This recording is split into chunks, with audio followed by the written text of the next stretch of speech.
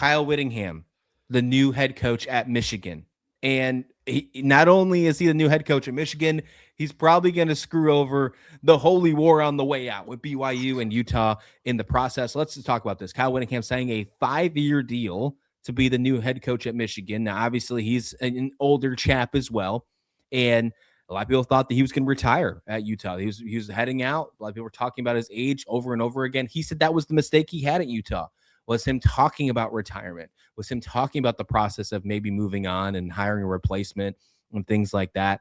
And I think people started to get the idea of, okay, it's time to go with the younger guy so we don't miss out on him. We've seen this happen with a couple other places in college football. Now Utah goes with that. They move on from Kyle Whittingham.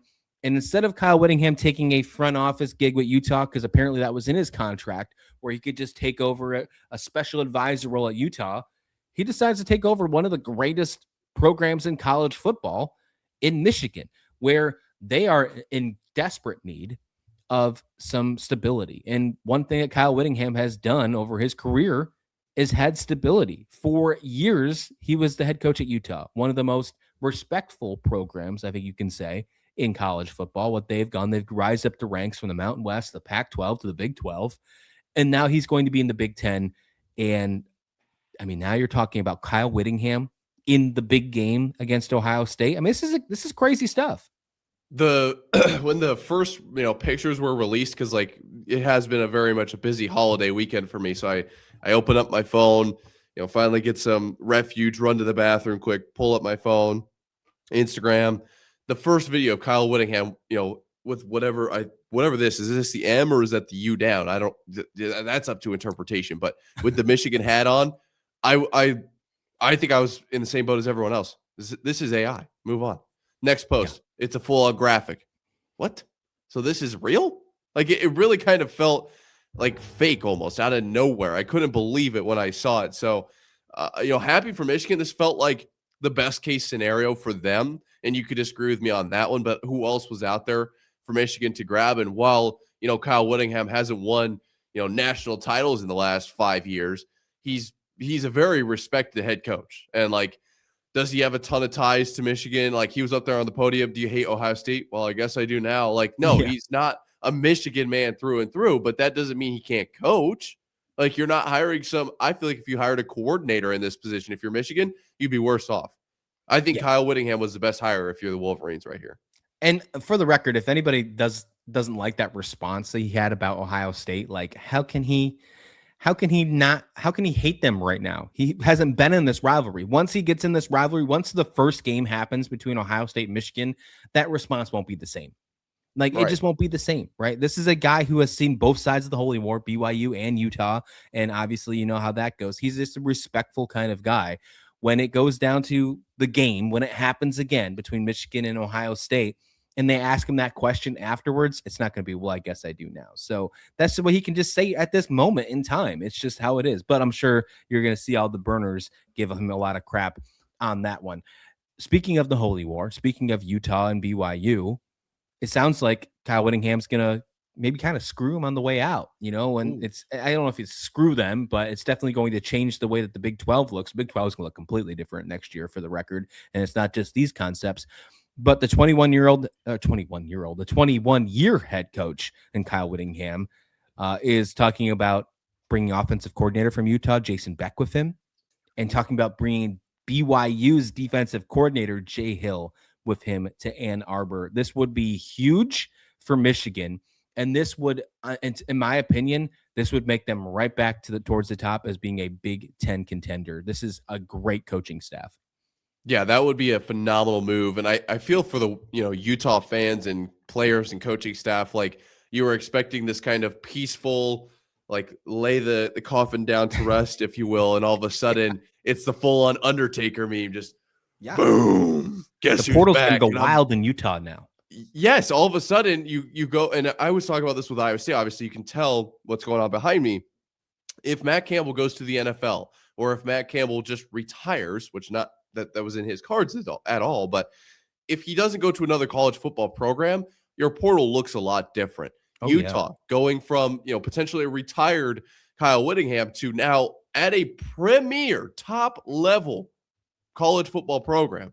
in the Big Ten, who just won a national title a few years ago, one of the most storied programs in all of college football, there's going to be guys who are going to be like, hey, will you take me or not? Because if you will, I am absolutely going to go over there. And that's nothing against Utah. That's just showing what Michigan is. That's a very, very good point. Like, their portal is going to look very different. And now, obviously, you mentioned the coaching staff, what Iowa State's going through with nobody left in the coaching staff. Like, I know exactly what that's like. That will definitely be happening. There will be conversations, whether he actually brings over Jay Hill or not will be, is one thing. Whether he gets the OC he wants will be one thing. But those conversations are now happening. And if you're Utah, you've got to be on your toes, because this all happened, if I feel like, relatively quickly. And if you don't act, accordingly, you could lose kind of a huge program you've built up, a legitimate power, it felt like, in the Big 12 this year. Yeah, they were 10-2. They were in conversation for the college football playoffs. Utah was. BYU, on the flip side, was the odd man out. They were the team that was snubbed for the college football playoffs, going 11-1, losing to Texas Tech in the Big 12 championship game. These are two teams that are on the cusp of being college football playoff contenders, national championship contenders, and they're probably going to get eaten up a little bit. And I say that with no pun intended, although BYU just won the Pop-Tart Bowl. The fact that they are going to get eaten up a little bit, it's going to happen. Now, on the flip side, when it comes to Jason Beck, that one seems a little bit more expected because he's bringing over his guy, a guy that he's been with while at Utah. Jay Hill is interesting, though.